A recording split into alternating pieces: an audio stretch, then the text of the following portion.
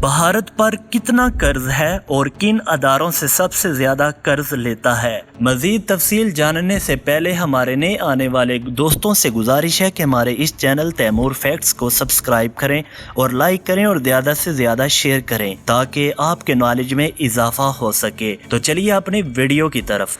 हिंदुस्तान बैनुल अक़वामी मालियाती फंड अदारे IMF, वर्ल्ड बैंक और एशियाई तरक्याती बैंक से सबसे ज्यादा कर्ज लेता है। ये इदारे इक्तिसादी तरक्की और गुर्बत में कमी के प्रोग्रामों में मदद के लिए हिंदुस्तान को कर्ज फ्राहम करते हैं। हिंदुस्तान दूसरे ममालिक और बैनुल अक़वामी तंजीमों जैसा कि जापान इंटरनेशनल कोऑपरेशन एजेंसी और मुत्तहिदा की हुकूमतों से एक्सचेंज स्टेबलाइजेशन फंड के जरिए भी कर्ज लेता है। हिंदुस्तान पर कितना कर्ज है? 2021 और 2022 के मुताबिक हिंदुस्तान का कुल कर्ज तकरीबन 2.8 ट्रिलियन अमेरिकी डॉलर है, जिसमें सरकारी और गैर सरकारी कर्ज दोनों शामिल है। ये मुल्क की GDP का तकरीबन 70% है।